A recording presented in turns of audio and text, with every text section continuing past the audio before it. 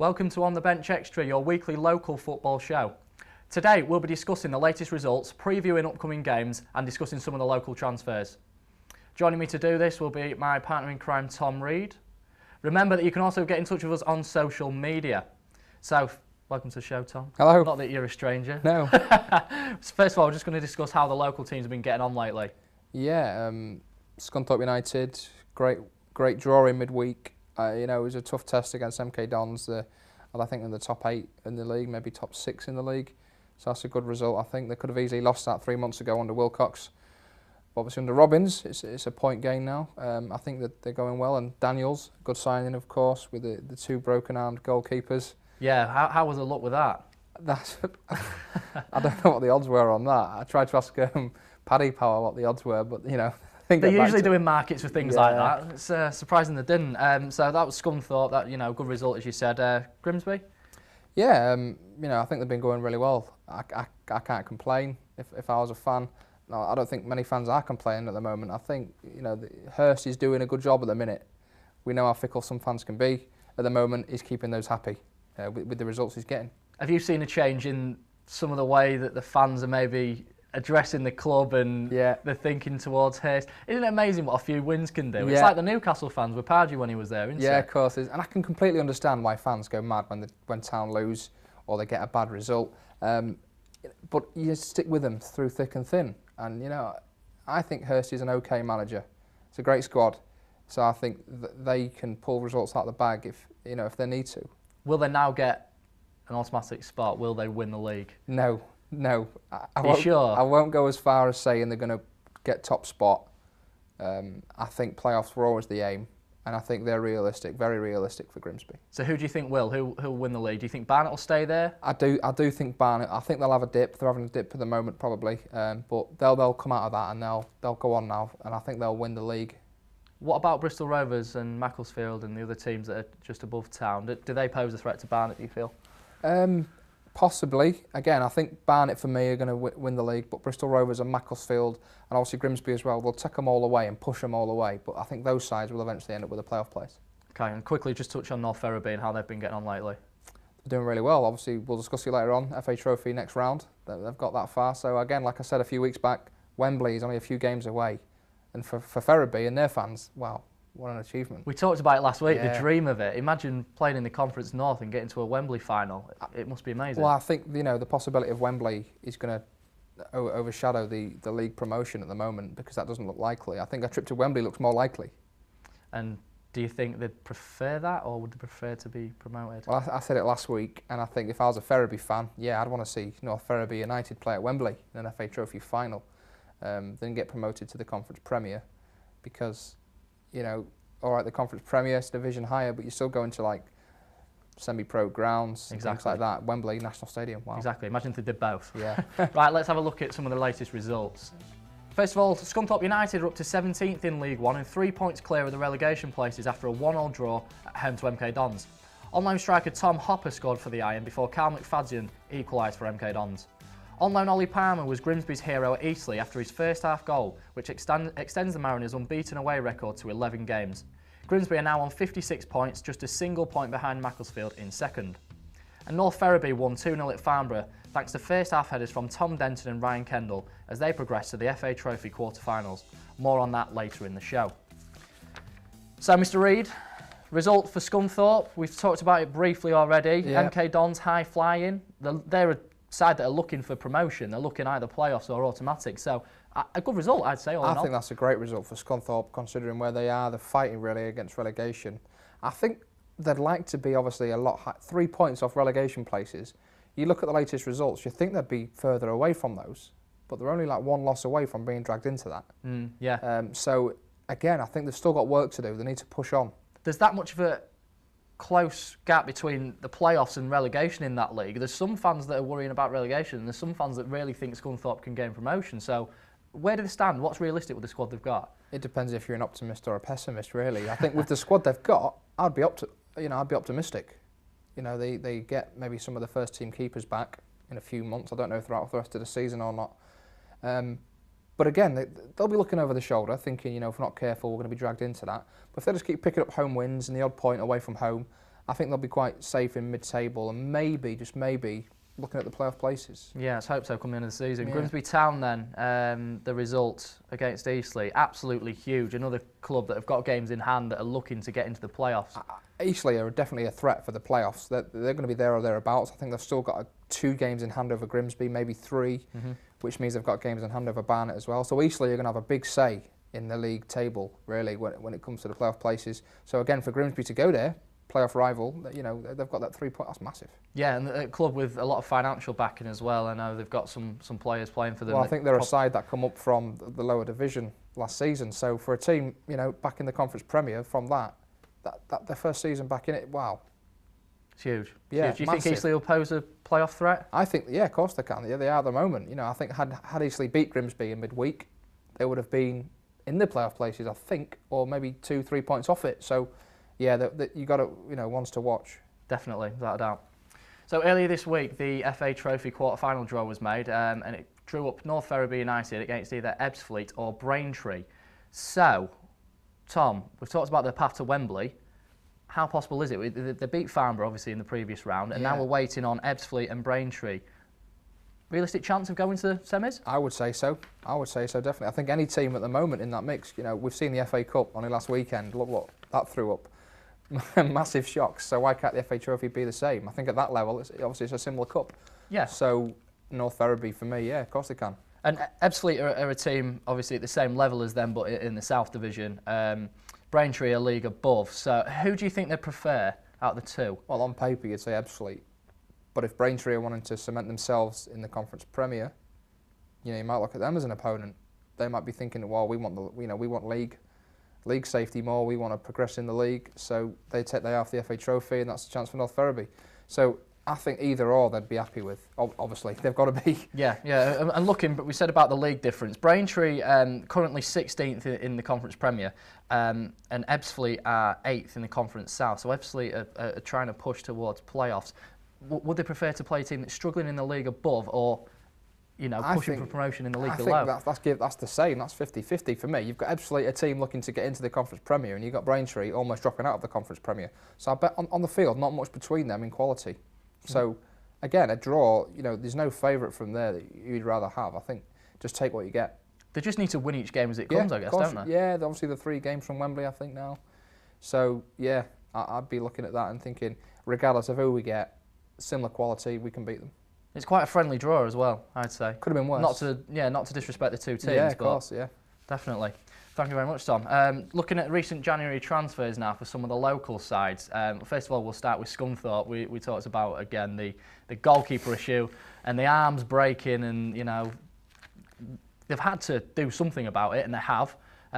Straight after we filmed last week, they went and we did a big piece on the Scunthorpe goalies, and they went and signed one of them. So, first of all, Luke Daniels from West Brom.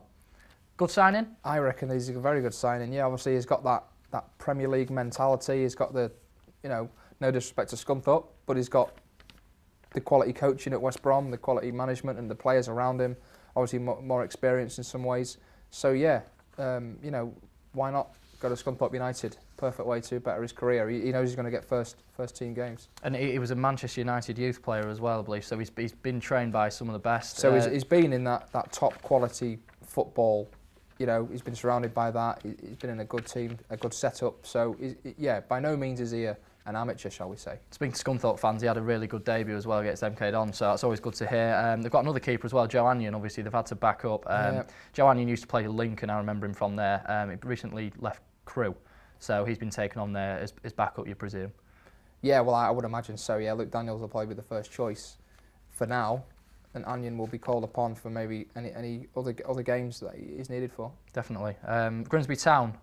They have signed 2 players, Gregor Robertson and Christian Jolly. Jolly good signing for Town. I would say it's a jolly good signing, yeah. We know he's capable of doing it. Obviously for Newport, he was prolific, I think. Scored against Grimsby last season, I think, on both occasions. Yeah, a couple of seasons ago, he was in the Conference Premier Team of the Year. He won, obviously got promoted, and since then it's not gone too well. So maybe a player that's coming back down to that league, proven, yeah, he's going to have an effect. It all bodes well for Hurst and the team if he can make a difference. Obviously, the injury's not as bad as everyone first feared. So he's back amongst the team, and yeah, Jolly's only going to be a good addition to the team. I think he can make a difference. Yeah, definitely. So our chief researcher, Greg, has got another challenge for us this week. So let's see how we got on.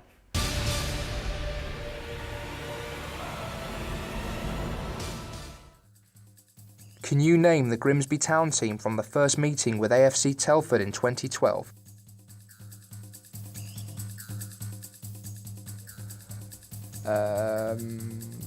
Pearson.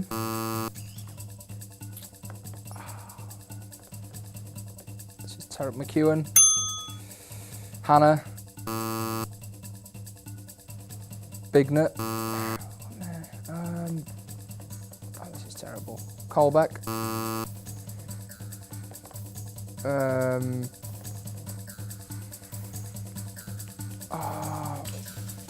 Bradley Woods.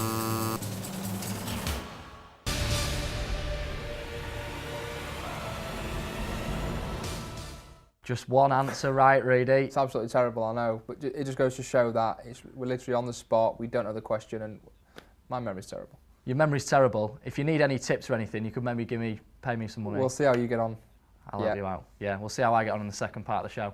Before we go to the break, here's this week's halftime teaser.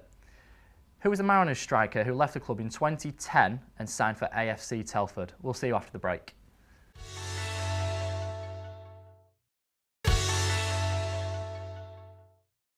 Welcome back to Extra. The answer to our halftime teaser was Adam Proudlock, so well done if you got that one correct.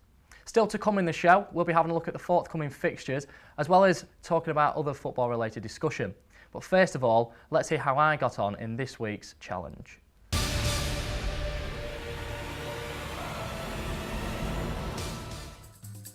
Can you name the Grimsby Town team from the first meeting with AFC Telford in 2012?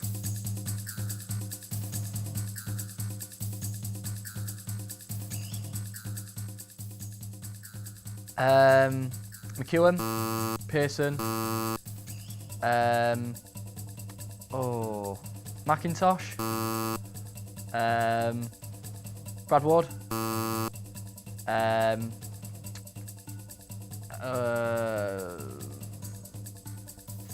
Proudlock, Hearn, Disley. God, that was hard.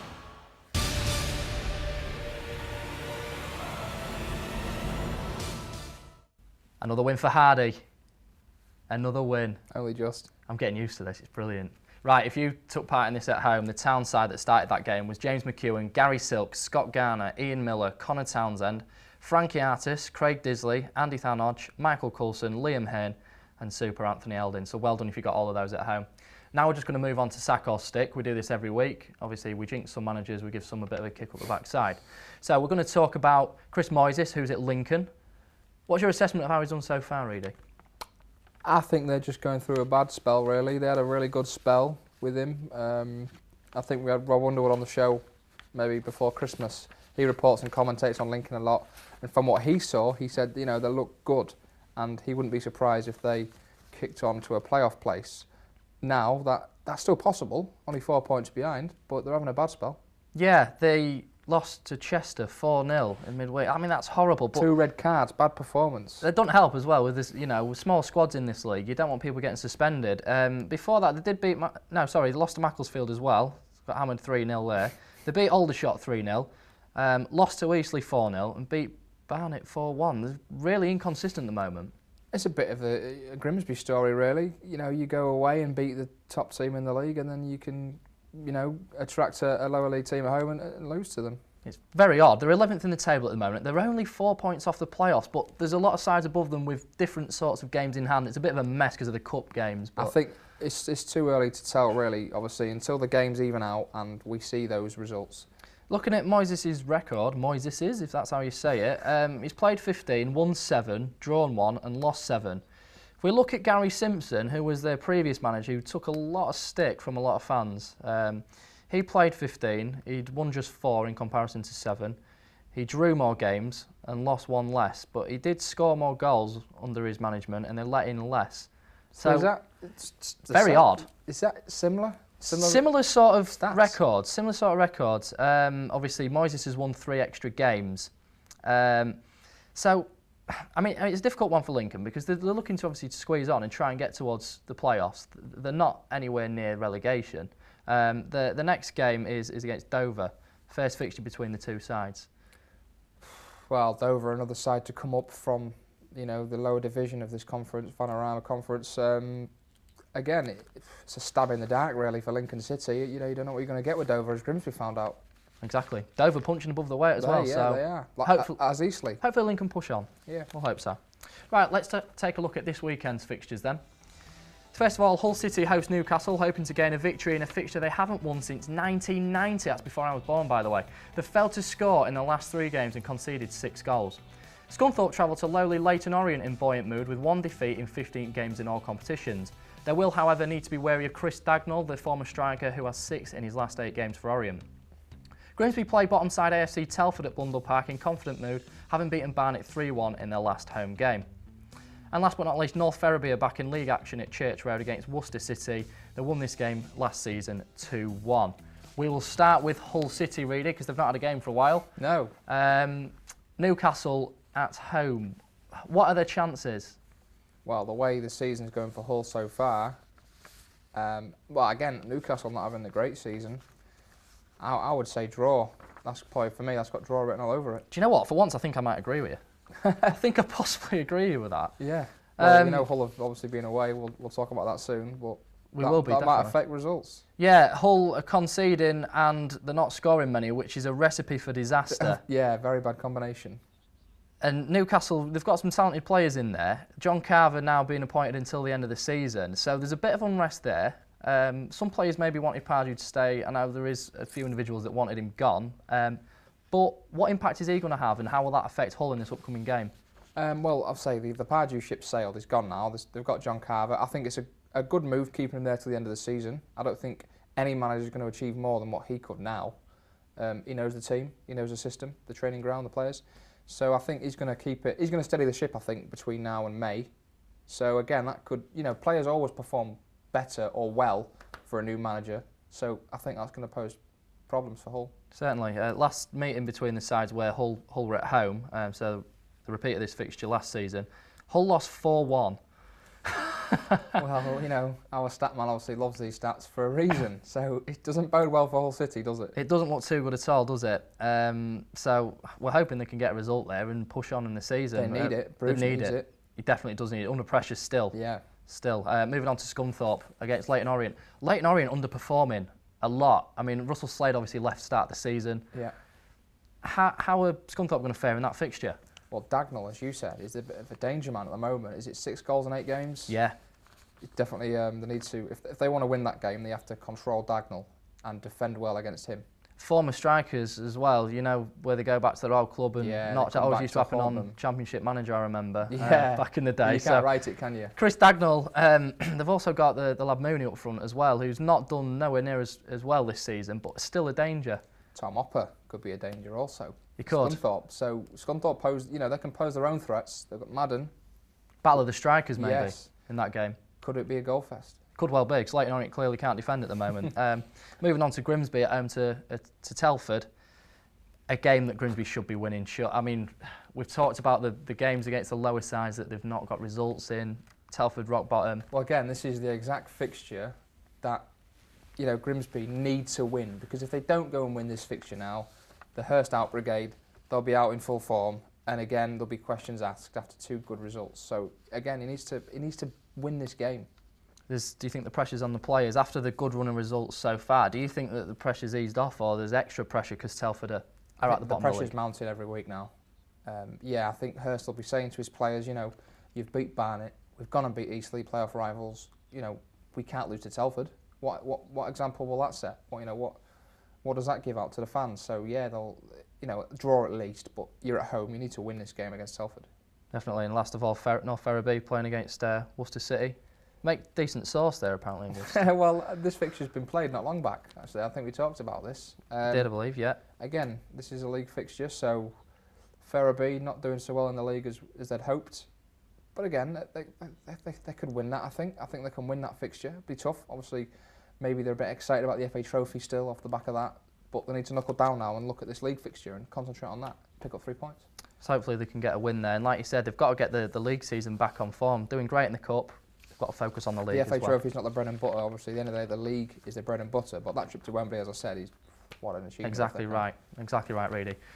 We've already previewed the Hull game coming up. Hull have recently been on a training camp away to Portugal, as if it's hard enough being a Premier League footballer. Slight sarcasm there, I think. Yeah. Do these things help when clubs go away to training camps in Portugal or to, the Middle East? To be fair, I don't think they do. What are they going to achieve really from doing that? I think the idea is to build up fitness, to get the players away from the usual working environment so that they can hopefully progress. Because let's be honest, as we said, Hull haven't been good enough. I can see the thinking behind it, but does it always work? It's worked for certain players and certain teams in the past. Certainly it has, but I'm in the same boat as you. I'm a little bit dubious as to whether this is the sort of thing that Hull needed or whether they should have just been given, you need to be you need to be training harder. This game against Newcastle will tell really whether, if they come back and they look revitalised and full of energy and they're getting about and they're putting a terrific performance, it looks like they've reignited some players' seasons and stuff like that, but if they come back and they're lethargic and a bit lacklustre, it's obviously not done the job. If you were in that Hull side and you were on the run of form that you were, which wasn't fantastic, would you find something like that beneficial, do you think? I know it's hard sometimes to put yourself in that perspective. Maybe get out of that environment that you're so used to and the routine of it all, like training again, go out somewhere new and be like, yeah, come on, new training session, let's enjoy it. Fancy getting a plane somewhere now? Should we do it? Yeah. Should we do it? Got time. Not much sun here, is there? So doing that, obviously the idea is to help the players and regain a little bit of composure and fitness. We'll see in the Newcastle game whether it's told. Obviously they did it because they didn't have an FA Cup game. It's been 2 weeks now since a fixture. Will that play a part? I think it will. You cannot recreate a match scenario, a match situation for a striker on a training pitch. You could finish 9 out of 10. He's got a split second in a Premier League match against a Premier League competitive defence. It's a bit of a different question. So you can't recreate that. So I don't know if it will work. Well, time has beaten us once again. That's all we've got time for this week. Don't forget that you can see us 10 o'clock every Saturday on Estuary TV. Details are also on the screen now because you can get in touch with us by social media, Facebook, Twitter and email. Please get in touch. We will try and reply to you, and we've had some great interaction with some of your viewers over the previous weeks. Thank you very much for the input from Mr. Tom Reed. Always a pleasure. Always a pleasure, Mr. Reidy. Until next week, it is goodbye.